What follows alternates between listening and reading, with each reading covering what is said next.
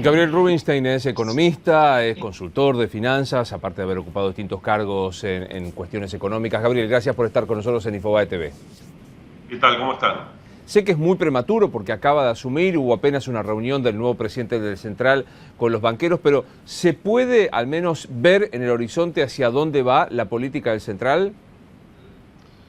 Yo diría que hay un momento ahora caracterizado por que el gobierno, el Banco Central, no tomó medidas, llamémosle así, disruptivas. De hecho, digamos, subió la tasa de interés de los depósitos, no de una manera muy, llamémosle así, ortodoxa, pero finalmente la subió en vez de bajarla, como algunos temían.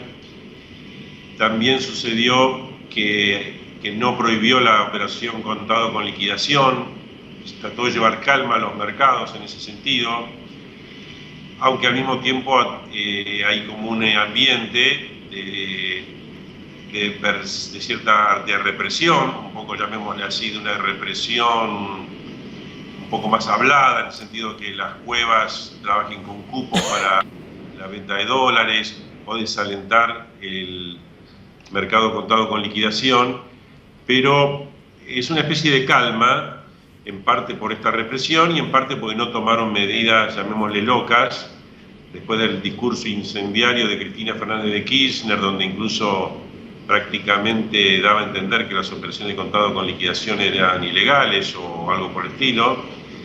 Bueno, vino un momento de calma, o sea, después de la catarsis de la presidenta vino una calma y de alguna manera estamos en ese momento, por lo cual es un momento un poco, llamémosle así, de cierta tregua en esta situación implícita de angustia que hay respecto a las políticas argentinas, ¿verdad?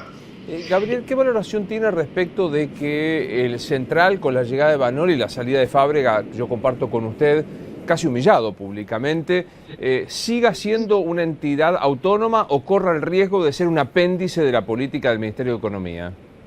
No, yo diría hace mucho dejó de ser una entidad autónoma, o sea, ya no existe más esa autonomía. La autonomía puede ser para cosas menores, pero lo que se entiende como autonomía del Banco Central respecto al Poder Ejecutivo no existe más. O sea, no existe ni en la política monetaria, que depende muchísimo de la situación fiscal. Veamos que justamente el Banco Central emite un montón de dinero que le da al gobierno en préstamos y a su vez le da en préstamos reservas.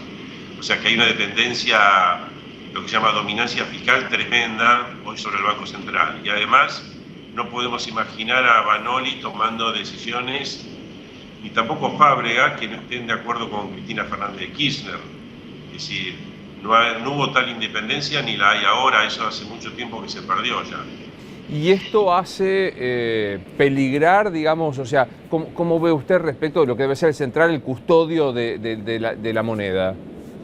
Y eso ya es una historia antigua en Argentina. O sea, de hecho hay una inflación altísima, no hay tal custodia, las reservas son bajísimas, estamos en dobles mercados, mercados paralelos. O sea, todo es digamos, es una situación un poco más como era en los 80, que lo que podía ser un banco central más autónomo, cuidando más el valor de la moneda. Bueno, de hecho hasta sacaron el cartel. Ya no es más función del Banco Central cuidar el valor de la moneda, ya tiene muchas funciones más y de hecho la ha descuidado completamente ya, pero desde hace años, ¿no? Ahora se ha exacerbado con el correr del tiempo y puede exacerbarse más, porque con el correr del tiempo hay más emisión de pesos para el Tesoro, hay más necesidad de usar reservas y por lo tanto cada vez está peor la posibilidad de defender el peso. O sea, la perspectiva hacia fin del 2015, que termina este gobierno, es muy mala, ¿no? ¿Qué valoración tiene Rubinstein de lo que es el actual nivel de reservas y la perspectiva de con lo que está sucediendo, sea con compromisos externos, con dólar ahorro? Es bajísima. La cantidad de reservas del Banco Central, que hay que medirla preferentemente contra la cantidad de dinero que hay, es bajísima. Tendemos a tener la mitad de lo que había en épocas de la convertibilidad antes del corralito, que no alcanzaron para frenar las fuertes caídas. O sea, Argentina está en una situación muy complicada que hace que no se pueda levantar el cepo cambiario, donde las brechas tienden a estar siempre muy altas y pueden subir más todavía. y donde el nuevo gobierno va a tener que amacarse para resolver esta cuestión. Es decir, lo único que puede mejorar durante el gobierno de Kirchner, de Cristina, es si da marcha atrás con toda la política que hizo con respecto a la deuda externa, los fondos buitres, y en vez de entrar en una guerra y de seguir esa guerra, ya entramos en esa guerra, en vez de seguirla, y con la justicia norteamericana, es resolver esa cuestión, que va a pasar por pagarle de una u otra manera a NML y los restantes que ganaron el juicio, y destrabar eso para que empiece a haber un ingreso de dólares que está muy ligado a la idea de que viene un nuevo gobierno que se presume que va a ser mucho mejor que este. ¿Se imagina que pueda tomarse una decisión semejante? Sí, porque el gobierno puede acomodar el discurso, ya lo ha hecho muchas veces. Recordemos que Kicillof había dicho que, por ejemplo, en el caso de Repsol iba a tener que, no solo que no se le iba a pagar nada, sino que Repsol iba a tener que pagar por el daño ambiental causado. Y en muy poco tiempo se le pagaron 6.000 millones de dólares.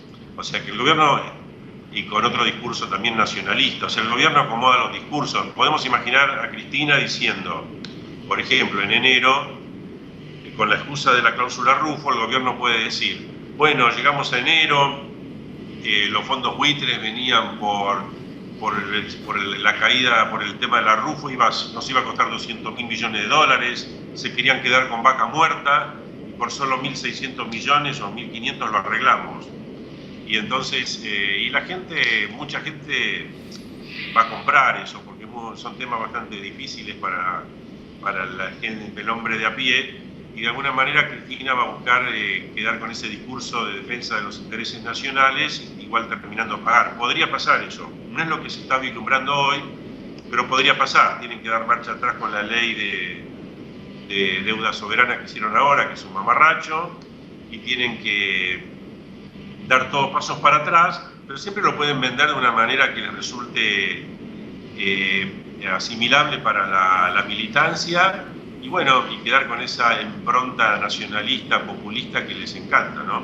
Si usted tuviera que describir a esta altura del partido qué ha sido la gestión del ministro Kicillof frente a economía, ¿qué diría?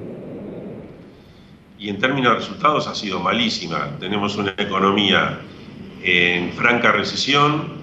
En el tercer trimestre nos dio caída interanual del 4%. Nosotros hacemos mediciones especiales sobre ese tema. Una inflación que llegó a pico del 40% y que puede llegar a bajar un poco, pero estaremos siempre por arriba del 30%, 35% más. O sea, y el año que viene con perspectivas de caída del nivel de actividad también del 2-3%. O sea que y con lo que significa caída del empleo o represión, porque hay muchas empresas que no echan gente porque el gobierno las persigue, en ese caso.